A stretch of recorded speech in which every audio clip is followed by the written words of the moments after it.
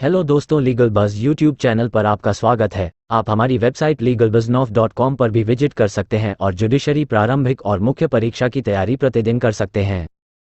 Shankar versus the state of Uttar Pradesh legal बस case analysis. एक महत्वपूर्ण फैसले में भारत के सर्वोच्च न्यायालय ने किसी मामले के ट्रायल चरण के दौरान दंड प्रक्रिया संहिता की धारा 319 के तहत किसी व्यक्ति को अतिरिक्त आरोपी के रूप में बुलाने के लिए आवश्यक कानूनी मानकों को स्पष्ट किया है। न्यायालय ने इस बात पर जोर दिया कि धारा 319 सीआरपीसी के तहत शक्ति का प्रयोग सावधानी से किया जाना चाहिए, न कि केवल संदेह या मामूली साक्ष्य के आधार पर। पीठ ने इस बात पर प्रकाश डाला कि किसी व्यक्ति को अतिरिक्त आरोपी के रूप में बुलाने से पहले उसके खिलाफ प्रथम दृष्टया मामला होने से अधिक होना चाहिए। अपराध में उनकी संलिप्तता को दर्शाने वाले मजबूत और ठोस सबूत होने चाहिए।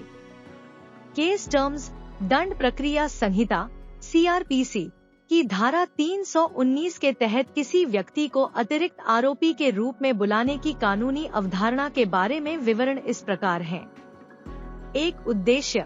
धारा 319 सीआरपीसी का उद्देश्य न्यायालय को किसी भी ऐसे व्यक्ति को बुलाने और मुकदमा चलाने में सक्षम बनाना है जो मूल रूप से आरोपी के रूप में नामित नहीं है, लेकिन मुकदमे के दौरान अपराध करने में शामिल प्रतीत होता है।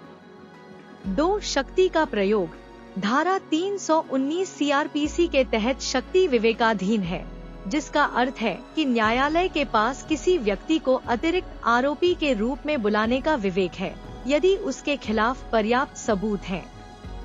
3. साक्ष्य का मानक। सर्वोच्च न्यायालय ने स्पष्ट किया है कि किसी व्यक्ति को अतिरिक्त आरोपी के रूप में बुलाने से पहले न्यायालय को यह संतुष्ट होना चाहिए कि अपराध में उनकी संलिप्तता को इंगित करने वाले मजबूत और ठोस सबूत हैं। केवल संदेह या मामूली सबूत इस शक्ति का प्रयोग करने के लिए पर्याप्त नहीं है। 4. प्रथम दृष्टया मामला।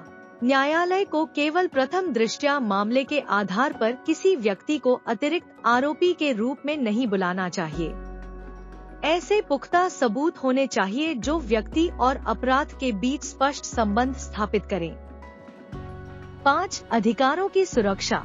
यह निर्णय सुनिश्चित करता है कि व्यक्तियों को उनके खिलाफ पर्याप्त सबूतों के बिना अनावश्यक रूप से आपराधिक कार्यवाही में नहीं घसीटा जाए। यह उन्हें अतिरिक्त अभियुक्त के रूप में बुलाने के लिए उच्च साक्ष्य मानक की आवश्यकता के द्वारा उनके अधिकारों की रक्षा करता है। 6. न्यायिक प्रक्रिया को सुव्यवस्थित करना। एक सख्त साक्ष्य मानक लागू करके सुप्रीम कोर्ट का निर्णय न्यायिक प्रक्रिया को सुव्यवस्थित करने में मदद करता है। यह सुनिश्चित करता है कि केवल उन लोगों को ही मुकदमे का सामना करना पड़े जिनका अपराध से सीधा और स्पष्ट संबंध है।